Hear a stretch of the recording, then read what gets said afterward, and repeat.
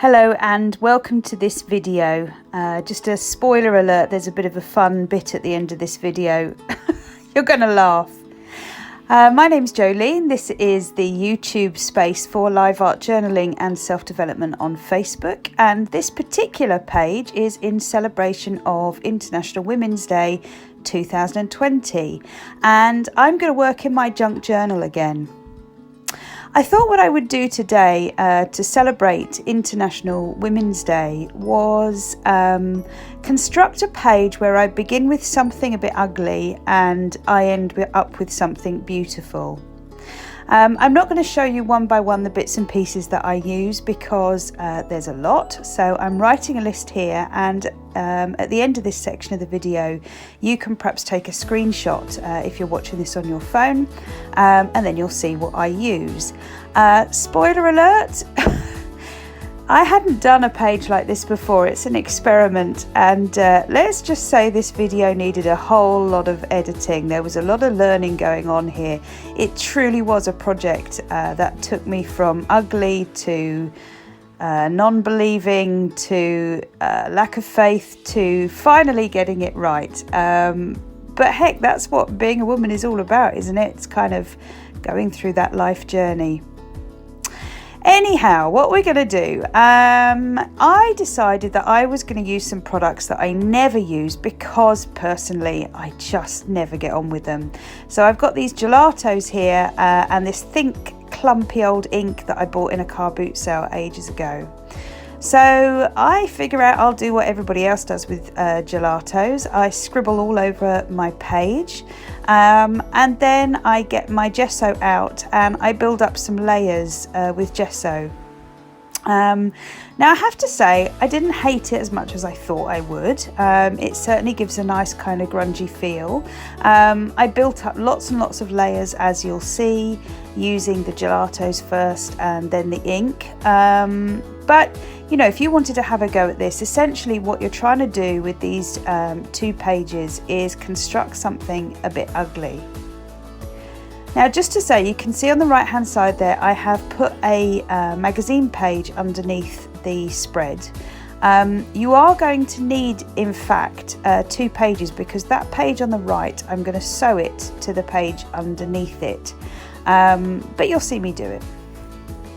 So what I'm basically doing is just building this page up and making it as ugly as I can. I mean, I could have covered it with brown, that would have really made it ugly, but essentially I was really going for using products that I didn't think would work, holding my paintbrush right at the end so I couldn't be in control of it, really just, you know, that thing about being a woman when it just all goes wrong.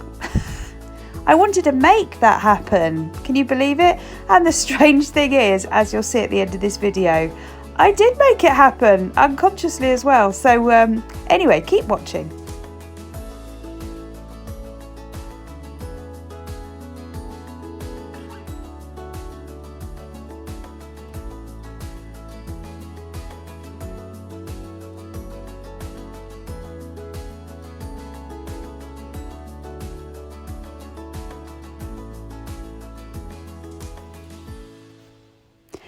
I actually quite often use masking tape and sellotape in my work, especially across those middle sections when I've hand bound a journal.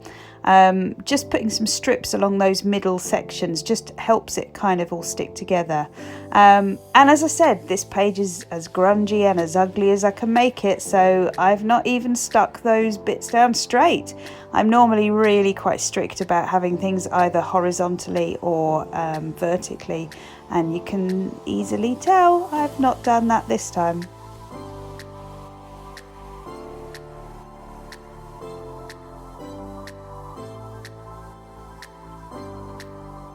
So while you're watching me build up these layers, probably now is a really good time to tell you about the Facebook group. Live Art Journaling and Self-Development is a big group on Facebook. It's a community space that I facilitate along with my companion Lucy. And today being the 8th of March 2020, we are celebrating International Women's Day by having a whole host of guest YouTube artists and fellow psychotherapists come forward and put together some exercises for everybody to take part. These exercises will remain in our units section for the forthcoming year, so if you're watching this after the 8th of March, come on in and join us. The link's in the description.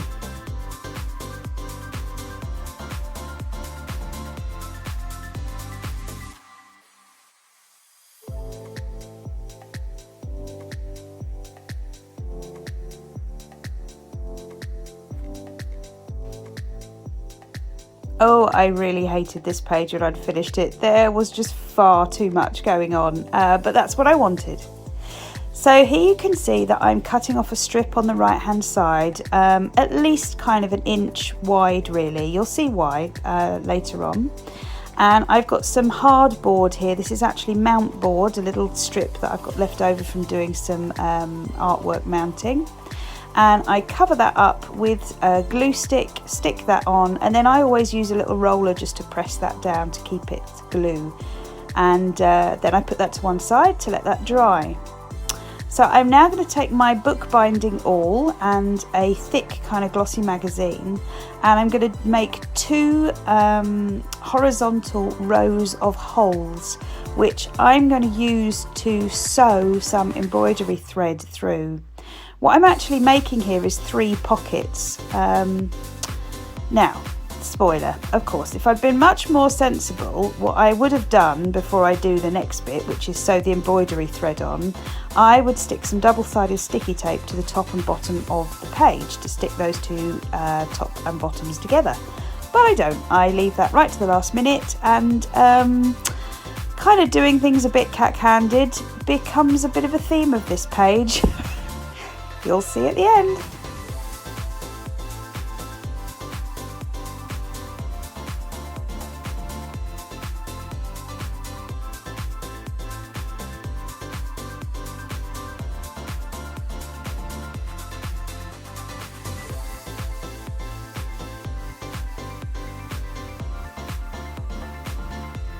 Now, bar anything else and bar what we're doing about this project, on a serious note, I really like having these threads across the middle of this page.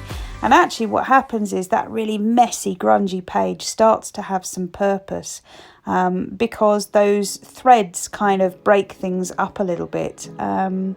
So, you know, this is where we're basically taking something that's a little bit ugly, a little bit, you know, misshapen, and we're calling it beautiful. So I've got these 3 little pockets, and now what you're going to see me do is I'm going to make some diamonds, because what I actually want to make is bunting, but to get that kind of traditional shape, what I want to start off with is the triangle. So I take my paper and I need to make sure that it is the width of those sections. So basically you need a strip of paper that is easily going to fit in those 3 pockets. So I shove it in the smallest one. Cut that in half, fold it in half, and then cut a diagonal from one corner to the next, and that is going to make your bunting shape. And that will be the right height so that it fits into that section. Then take another strip of paper, fold it in half, use your triangle as a template to cut around it, and you'll end up with a diamond, which when folded in half makes a bunting flag. So now I'm going to take something else that's a little bit ugly for some, which is a brown paper bag. And I'm going to make 8 bunting flags. And the reason I'm making 8 bunting flags is I'm going to spell out a word, 3 words actually, 3 sentences, which I'm going to use my bunting to spell out.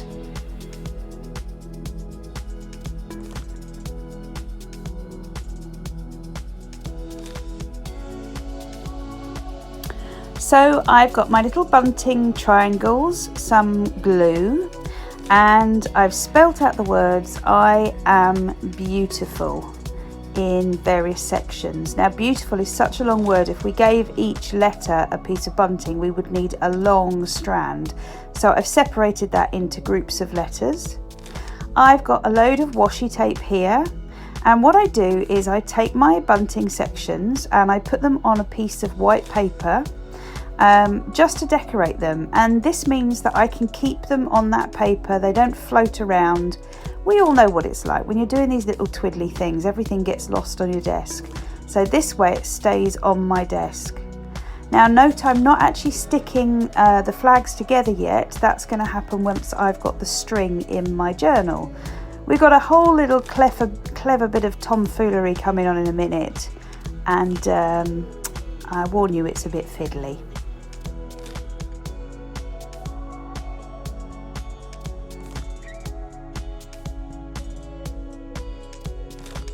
So here's the fiddly bit, and goodness knows how I'm going to do a voiceover to this, but we'll try. So I'm going to take my crocodile. If you were doing this and you don't have a crocodile, you could use your awl again to make some holes. I'm going to make 3 holes in the middle of each of my sections, and again, if I'd have been a bit cleverer, I probably would have done this before I stuck the 2 together, but heck. I put my fingers into the little pocket and I thread some fairly stiff yarn up and through. This is actually hemp yarn, so it's quite stiff, which actually probably did me a lot of favours. I knotted the 3 ends together just to stop them disappearing as I was pulling and tugging on them. And another little secret, I did end up having to extend them a bit. They weren't quite long enough, so keep them nice and long. So a nice bit of glue onto each one of those bunting flags. I can just pull them off of my paper, trim off the excess washi tape from around the side, and then glue them onto the string. One thing that I want to suggest you do is really make sure that that glue is dry and that it's really fixed to the string before you sort of test out the next section. So then, do you remember that section that we cut off and we stuck to a bit of hardboard? I've grabbed that, that's all dry now, and I'm using my string to help me have a bit of a guide to punch some holes into that. Probably no more than 1/2 centimetre in from the edge, and sort of in the middle of each section. And I'm going to use those to tie my bunting string through each hole. So I poke it in and I tie a knot at the end of it. So here we've got our bunting, our kind of extension out from the side of our page. I've got these little tiny round flat beads. I tried a number of different methods of doing these, but these little flat beads were the best to tie to the other end of the string. So that's the string that was poking through the bottom of our page. I tie those round and they become a good stopper. You need those because those are going to help you tug your bunting strings back into the secret little pockets. So you can push all these in. That section down the bottom needs kind of folding up a little bit because it's just that little bit too long to disappear all the way inside that pocket. You're going to see the right old mess I got into in a minute. So then what I decided to do, and if you're going to do this project, I really want you to do this because it's quite a big thing. I want you to write down your name. I am, and then your name. So for me it's I am Jolene.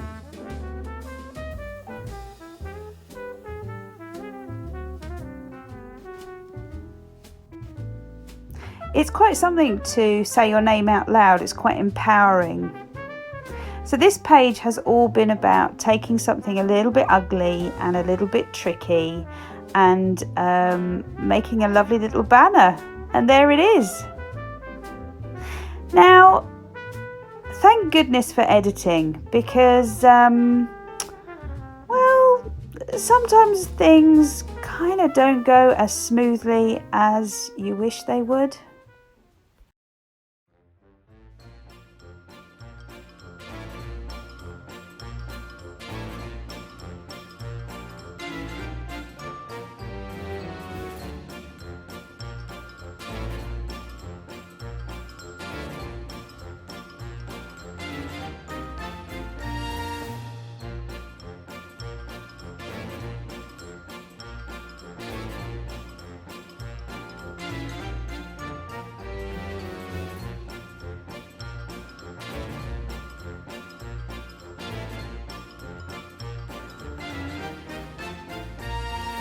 as I said, thank goodness for editing. I really hope you've enjoyed this little project, and I hope you managed to give it a go yourself. Please do head over to Live Art Journaling and Self-Development. We have an amazing day planned tomorrow, the 8th of March 2020. And of course, if you're watching this after that date, all of those videos are going to be stored in our units section. We have many guest artists coming on board to help us celebrate the day. You have yourself a beautiful day.